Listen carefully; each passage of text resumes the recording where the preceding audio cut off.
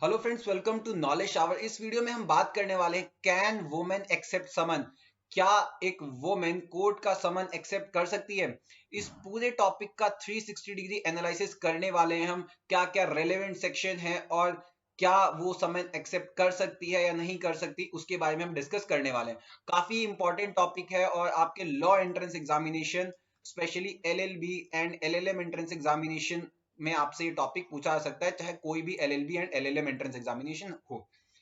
सबसे पहले तो नए हैं चैनल पे, जल्दी जाइए नॉलेज शावर को सब्सक्राइब कीजिए ताकि रेगुलर अपडेट्स आपको मिलती रहे। और हमारे इंस्टाग्राम और टेलीग्राम चैनल से जरूर जुड़े, इस पे हम लॉ एंट्रेंस एग्जाम के रिगार्डिंग रेगुलर अपडेट्स आपको भेजते रहते हैं। एक इंपॉर्टेंट इन्फॉर्मेशन मैं आपको दे दूं, हमने एंट्रेंस एग्जाम की क्लासेस शुरू कर दी हैं for DU LLB, BHU LLB and DU LLM and BHU LLM entrance examination. इसके साथ साथ सीयूईटी एंट्रेंस एग्जामिनेशन, जो एलएलबी एलएलएम का एंट्रेंस एग्जामिनेशन होगा, उसकी भी क्लासेस शुरू कर दी है। केवल 5999 में क्लासेस हैं। ज्यादा जानकारी के लिए आप हमें इस नंबर पे कांटेक्ट कर सकते हैं 9868771960। चलिए अब बिना किसी डिले के वीडियो को स्टार्ट करते हैं।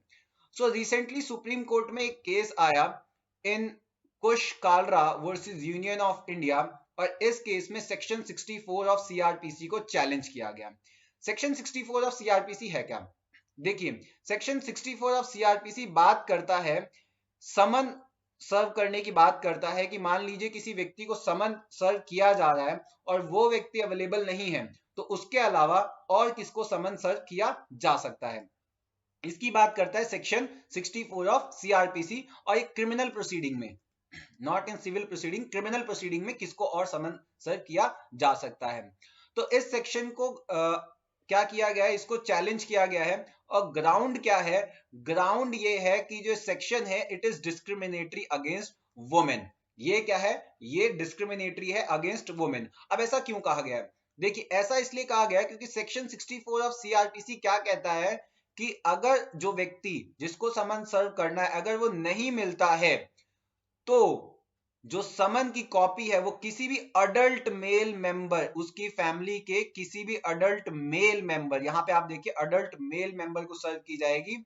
और यहां पे स्पेसिफिक कर रखा है कि अडल्ट मेल मेंबर को सर्व की जाएगी। इसका मतलब यह है कि फीमेल मेंबर को आप कॉपी नहीं सर्व कर सकते हैं। तो ये बात कही गई है सेक्शन 64 में।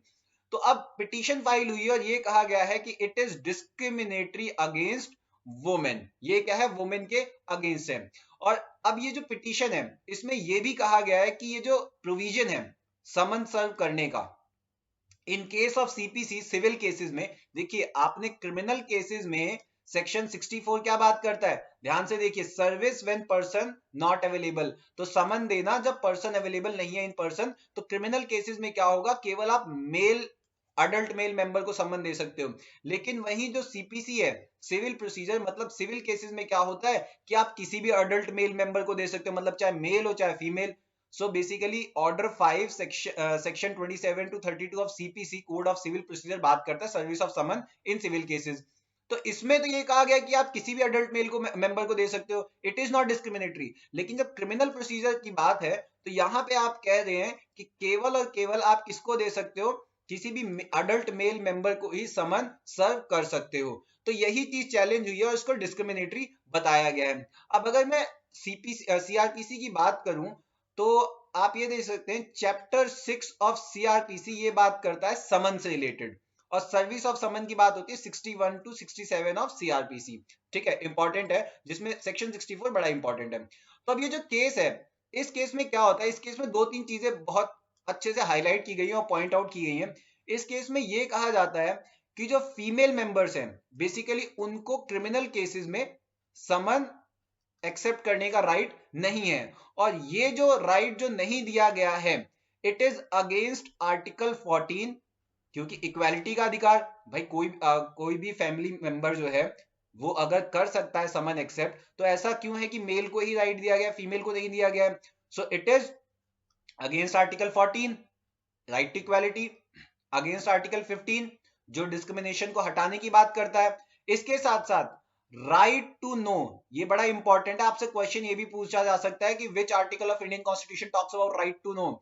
सो आर्टिकल 19(1)(a), आर्टिकल 19(1)(a) जो है ये बात करता है राइट टू नो।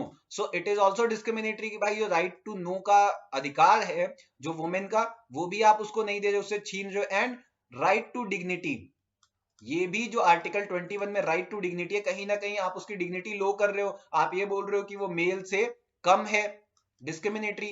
तो आप उसकी राइट टू डिग्निटी, ये तीन चीजें कहीं ना कहीं डिग्रेड आप कर रहे हैं। एक तरफ जहां पे हमारा प्रियम्बल ऑफ इंडियन कॉन्स्टिट्यूशन है जो बात करता है जस्टिस, इक्वालिटी, लिबर्टी की, और ये कहता है कि जेंडर पैरिटी होनी चाहिए, जेंडर पैरिटी होनी चाहिए। और जो अभी हमारा लेटेस्ट एक्ट भी आया है, जो डाटा प्रोटेक्शन एक्ट आया है, डाटा प्रोटेक्शन लॉ बेसिकली जो बिल आया है, उसमें भी हिज और हर की जगह अब क्या कर दिया, अब हर और शी कर दिया गया है, ही और हिम की जगह। तो जहां पे हम जेंडर पैरिटी को क्या कर रहे हैं, प्रमोट कर रहे हैं। लेकिन इस केस में क्या हो रहा है कि जो हमारा लॉ है सीआरपीसी 73, उसमें क्या हो रहा है कि कहीं ना कहीं it is discriminatory against women. So जो 64 सेक्शन है इसको चैलेंज किया गया। ऐसा नहीं है कि पहली बार ये सेक्शन चैलेंज हुआ है, मद्रास हाई कोर्ट में जी कविता वर्सेस यूनियन ऑफ इंडिया के केस में भी इसको चैलेंज किया जा चुका है मद्रास हाई कोर्ट में। और इसमें ministry of law and justice को पार्टी बनाया गया था, यूनियन मिनिस्ट्री को, और उन्होंने इस केस में रिप्लाई क्या दिया था कि जो फीमेल की प्राइवेसी है उसको प्रोटेक्ट करने के लिए हमने इसमें फीमेल को, अडल्ट फीमेल को हटा रखा है। लेकिन अगर प्राइवेसी की बात है तो कहीं ना कहीं सिविल केसेस में भी तो होता है। So why discriminatory. एंड इसके साथ साथ जो मिनिस्ट्री है उसने ये कहा था कि ये जो हम कर रहे हैं, जो प्राइवेसी की जो बात कर रहे हैं, ये हम पर्दा नशीन फीमेल जो होती हैं उनको ध्यान में रखते हुए कर रहे हैं। अब पर्दा नशीन फीमेल क्या होती हैं, जो बेसिकली बाय कस्टम ये होता है कि सबके सामने नहीं आएंगी, पर्दे में रहेंगी या अपने घर में रहेंगी, लेकिन सबके सामने नहीं आएंगी। सो बेसिकली इस चीज को ध्यान में रखते हुए हमने उनकी प्राइवेसी को प्रोटेक्ट करने के लिए इस चीज को अभी लागू कर रखा है, मद्रास हाई कोर्ट में उन्होंने कहा था। बट अब ये सेम चीज चैलेंज हो गई है सुप्रीम कोर्ट में, और सुप्रीम कोर्ट ने इस पे नोटिस भी इशू कर दिया।